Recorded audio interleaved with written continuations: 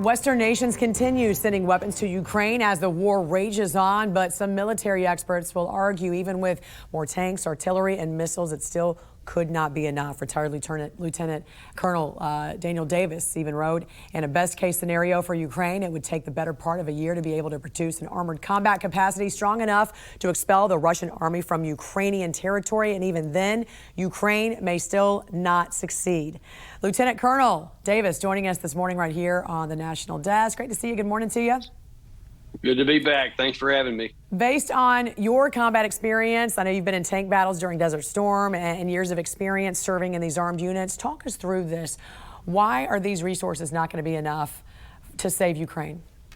Yeah, there's this kind of an understanding, and I get why people think this, that if you have tanks, then you're as capable as somebody else who doesn't have or who also has them. So the idea is if Ukraine just gets tanks and they'll be on an even par, or if you get more armored vehicles, everything will be fine. But the problem is there are lots of additional problems and difficulties in being able to use them effectively.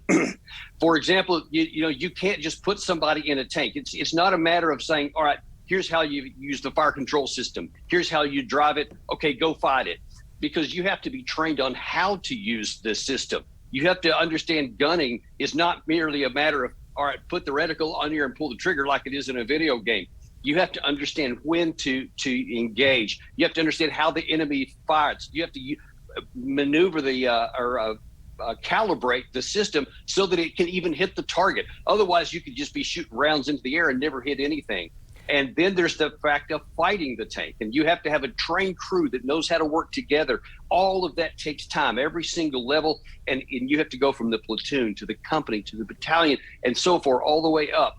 Those things can't be done. You can't shortchange those.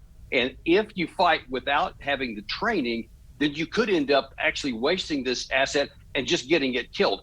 That was one of the main reasons or problems that Russia suffered in its initial invasion, where they had all kinds of really good T-72 tanks and all these other armored vehicles, but they were wiped out because they had bad tactics and they weren't properly trained.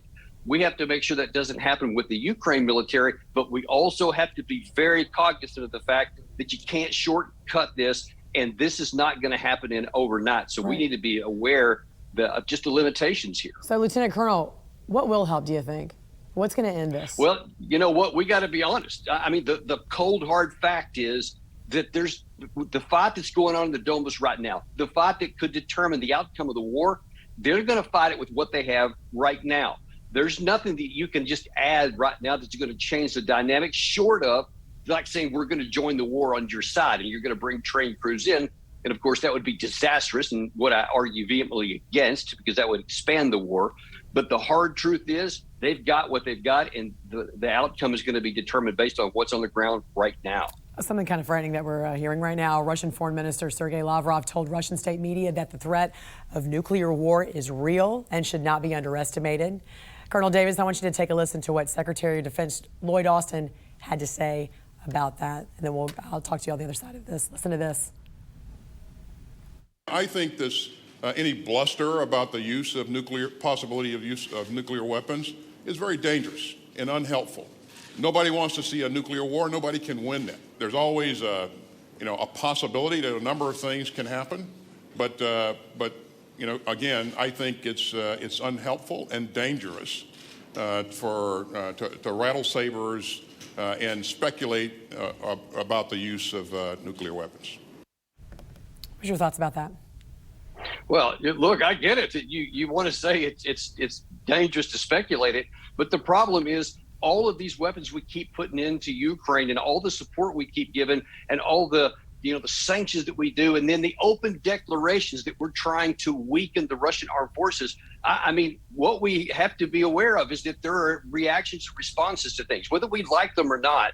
That is a potential possibility. Adding on top of that, you also had the British Deputy Secretary of Defense a couple of days ago say that, yeah, Kiev can use the weapons that we give them to attack targets in Russia, which they responded to in a very bad way, as you might expect. And they're saying, hey, these things don't come cost-free. This is what the Russians are saying. And they again imply if we keep getting hit with weapons provided by NATO, we will take appropriate countermeasures, however defined.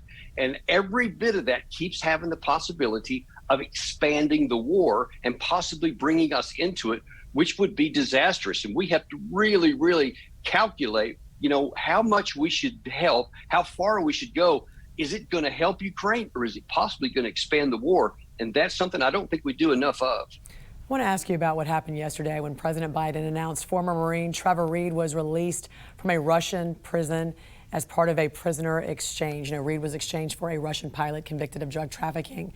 Colonel Davis, why now? What do you make of this swap taking place in the midst of Russia invading Ukraine? Is this some kind of strategy, something going on behind the scenes we're not aware of?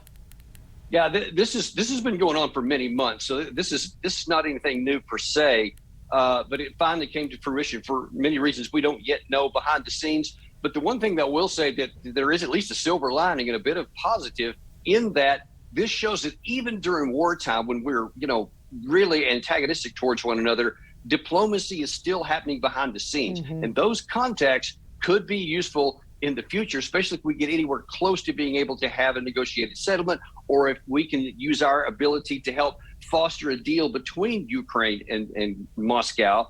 And so I think in that regard, it's positive. And certainly it's great that we got one of our prisoners back, and God willing, we'll get the other two back shortly. Right. It speaks volumes that you're right, that this happened during war times. Lieutenant Colonel Daniel Davis, we appreciate you joining us. Thanks so much. Always my pleasure. Thank you.